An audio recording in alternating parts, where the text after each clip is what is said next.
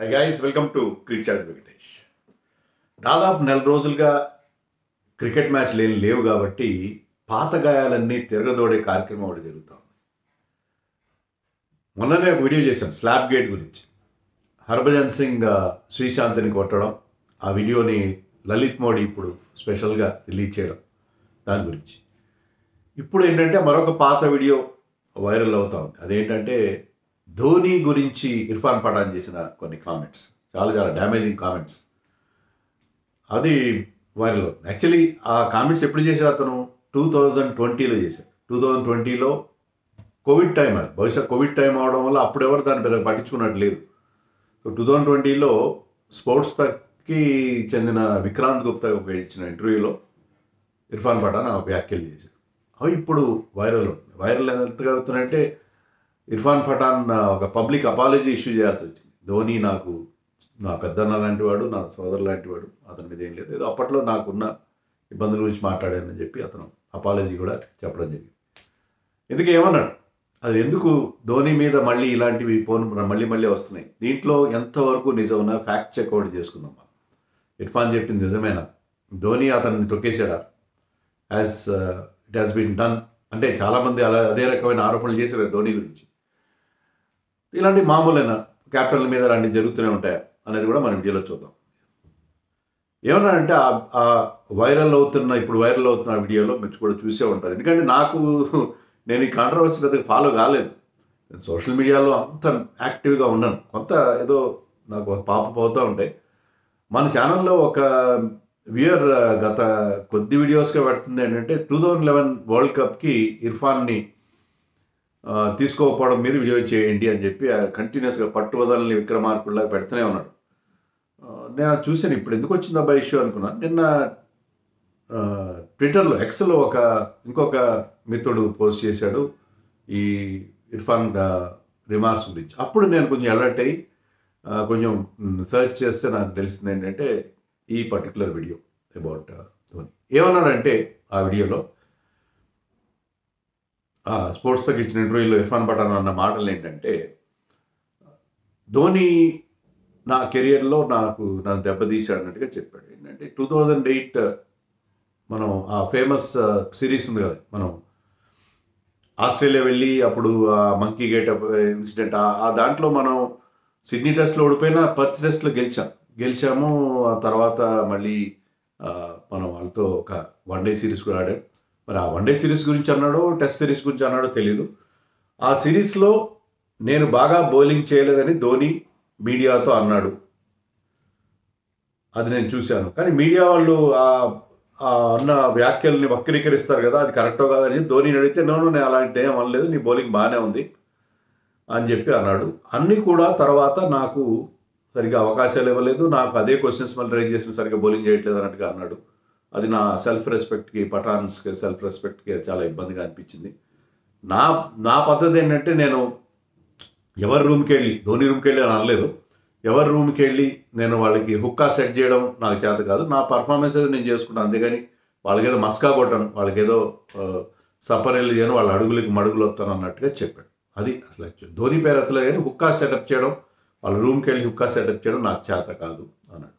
అంటే ఎవరైతే అతనికి సపరేలు చేస్తున్నారో, ఎవరైతే అతన్ని బాగా మెప్పిస్తున్నారో, అతన్ని మస్కా కొడుతున్నారో, మస్కా చేస్తున్నారో వాళ్ళకే ధోని అవకాశాలు ఇస్తారన్నట్టుగా అతను మాట్లాడాడు. అది చాలా డ్యామేజింగ్ కామెంట్స్. అది దాని మీద ఇప్పుడు గొడవ స్టార్ట్ అయింది. అసలు ధోని హుక్కా ఏంటి? ధోని అకేషనల్గా ఈ హుక్కా పీలుస్తాడు అనేది కూడా, హుక్కా అంటే అది మామూలు tobacco or whatever, don't know, tobacco కూడా కాదేమో బహుశా. ఎందుకంటే ఒకప్పుడు హైదరాబాద్లో కూడా చాలా హోటల్స్లో వాటిలో కూడా హుక్కా పెట్టేవారు. అదేంటో కూడా నాకు తెలియదు. ధోనికి ఆ అలవాటు ఉంది.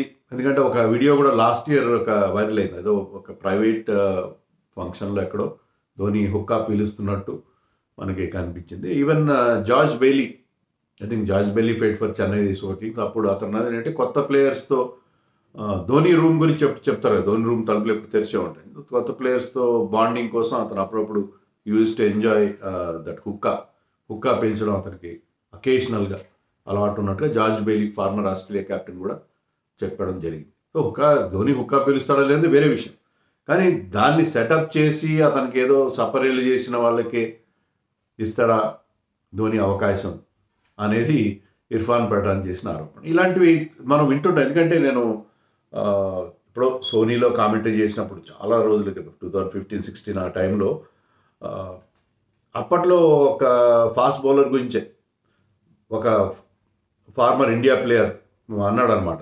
విన్నా నేను, నాతో చెప్పాడు ఏంటంటే ఆ ఫాస్ట్ బౌలర్కి విరాట్ కోహ్లీ ఎందుకు అవకాశం ఇస్తాడు తెలుసా, విరాట్ కోహ్లీకి ఒక బ్రహ్మాండమైన ఆమ్లెట్ వేసి పెడతాడు, మంచి ఆమ్లెట్ వేసి పెడతాడు, చాలా బాగుంటుంది ఆమ్లెట్ వేసి ఛాన్స్ కొట్టేస్తాడు అని చెప్పి అన్నట్టుగా అన్నాడు. సో ఇలాంటివి ఏదో గమ్మత్తుగా అంటే అంటారు, అవి అంటే కొంచెం ఎగ్జాగరేట్ చేస్తారో లేకపోతే నిజంగా అలా జరుగుతాయో తెలియదు.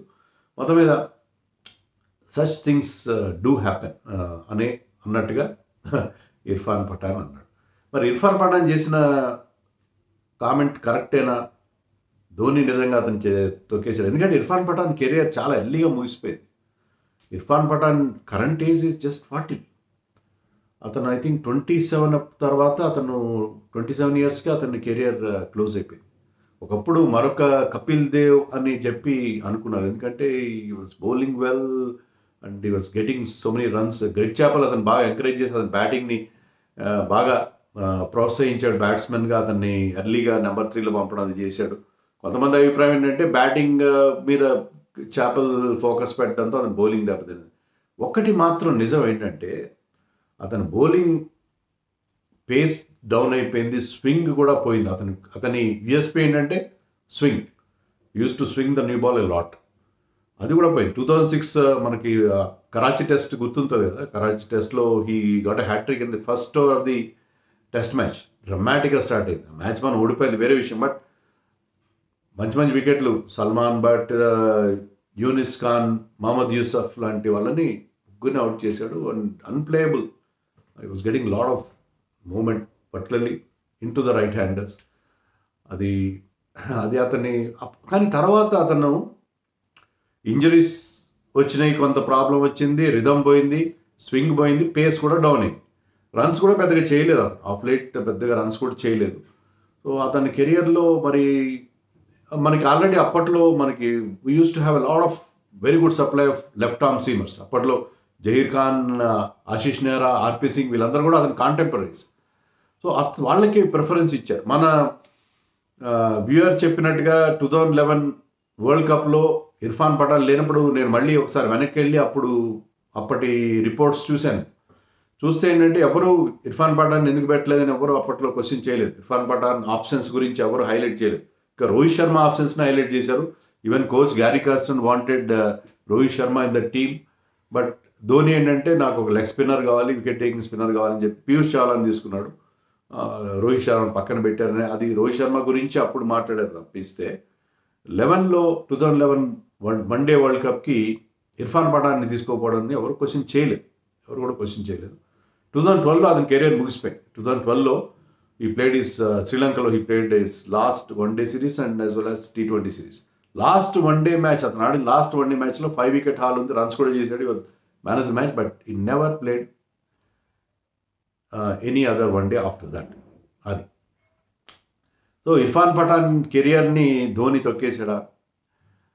పని కట్టుకుని తొక్కేసినట్టు నేనైతే అనుకోవట్లేదు. ఎందుకంటే అతని ప్రావెస్ చాలా వరకు డౌన్ అయింది. No doubt he was very good 2007 T20 world cup ఫైనల్లో he was man of the match in the finals. మనం డ్రమాటిక్గా పాకిస్తాన్ గెలిచినప్పుడు he was the man of the match ఆ మ్యాచ్లో. సో అప్పుడు బాగుంది. తర్వాత అతని గ్రాఫ్ పడిపోతూ వచ్చింది, ఎందుకంటే ఇంజరీస్ తర్వాత ఆ రిథమ్ పోవడం. సో ధోని పని కట్టుకుని నేను చేసి ఉన్నాడు. మళ్ళీ ఇంకోటి, నేను యాక్చువల్లీ ఈ కాంట్రవర్సీ అయితే జరగకముందు వారం రోజుల క్రితం నేను లల్లన్ టాప్ అని ఒక చాలా పాపులర్ పాడ్కాస్ట్ చేస్తాడు అతను. దాంట్లో సౌరవ్ ద్వివేది సమ్నేమ్ అతని పేరు నాకు గుర్తులేదు. దాంట్లో కూడా ఇర్ఫాన్ పఠాన్ పాడ్కాస్ట్ చూశాను, నేను మొత్తం చూసాను. దాంట్లో కూడా ఈ కామెంట్ చేశాడు. అంటే ధోని అప్పుడు కాదు, 2008 గురించి కాదు, 2009లో శ్రీలంకలో జరిగిన ఒక సిరీస్ గురించి మాట్లాడాడు. లలన్ టాప్ అతను ద్వివేది అడిగింది ఏంటంటే, నేను ఒక క్లిప్పింగ్ చూశాను, గ్యారీ కర్స్టన్ చెప్పాడు, నీకంటే మీ brother Yusuf Pathan is a better allrounder, అతను తీసుకుంటున్నాను, అందుకని నేను డ్రాప్ చేస్తున్న టీంలో అని చెప్పాడు అన్నాడు. సో దాని గురించి ఇర్ఫాన్ పఠాన్ మాట్లాడితే ఏం చెప్పాడంటే, శ్రీలంకలో మేము ఒక మ్యాచ్, నేను మా అన్న యూసఫ్ పఠాన్ కలిసి ఒక మ్యాచ్లో 7 వికెట్లు పోయిన టైంలో 28 బాల్స్ ఎన్నో ఉన్నాయి, 60 runs టు గెట్. అప్పుడు నేను చాలా క్విక్ ఫైర్ 30 ఒకటి కొట్టాను, నాన్ బీటెన్ 30, మ్యాచ్ గెలిపించాం, వికెట్స్ కూడా తీసాం. నేను మా అన్న కలిసి ఆ మ్యాచ్ గెలిపించాము. ఆ తర్వాత వీ వెంట్ టు న్యూజిలాండ్లో 5 మ్యాచ్ సిరీస్ ఆడాం, బహుశా 1 డే సిరీస్ అయ్యి వచ్చేది. ఆ 1 డే సిరీస్లో నాకు ఒక్క మ్యాచ్ కూడా ఛాన్స్ ఇవ్వలేదు, ఎందుకంటే అంత మ్యాచ్ విన్నింగ్ నాకు ఆడిన నన్ను, అంత బాగా పర్ఫామ్ చేసిన నన్ను పక్కన పెట్టారు. నేను ఆ మ్యాచ్ మనం 3-0తో గెలిచాం. ఒక మ్యాచ్ వర్షం వల్ల రద్దు అయిపోయింది, 3-0 గెలిచాం. కనీసం 5th match after V one the series అప్పుడు కూడా నాకు ఛాన్స్ ఇవ్వాలి. అప్పుడు నేను కోచ్గా ఉన్న గ్యారీ కర్స్టన్ అడిగాను, ఏంటి నాకు ఎందుకు ఛాన్స్ ఇవ్వట్లేదు అంటే, ఇలా చెప్పాడు, మీ బ్రదర్కి అవకాశం ఇస్తున్నాడు కదా, నీకు అవ్వట్లేదు, అతను ఈజ్ బెటర్ ఆల్రౌండర్ అనుకున్నావు అన్నట్టు చెప్పాడు. మరి నాకు అంత బాగా ఆడినా నాకు ఎందుకు అవకాశం ఇవ్వలేదు? టీంలో ఒకరికంటే ఇద్దరు ఆల్రౌండర్స్ ఉంటే ఇంకా మంచిది కదా. ఇప్పుడైతే ఇద్దరు ఆల్రౌండర్ కళ్ళకత్తుకుని టీంలో పెట్టుకుంటారు. అప్పుడు అలాగే ఎందుకు ఇద్దరు అతను మా అన్న బ్యాటింగ్ ఆల్రౌండర్, నేను బౌలింగ్ ఆల్రౌండర్, ఇద్దరిని పెట్టుకోవచ్చు కదా టీంలో. పెట్టుకోకపోతే గ్యారీ కర్స్టన్ ఏమన్నాడంటే, all things are not in my hands, అన్నీ నా చేతుల్లో లేవు అని చెప్పాడు. అంటే మరి ఎవరి చేతుల్లో ఉన్నాయని చెప్పి ఆ ఇంటర్వ్యూయర్ క్వశ్చన్ చేశాడు.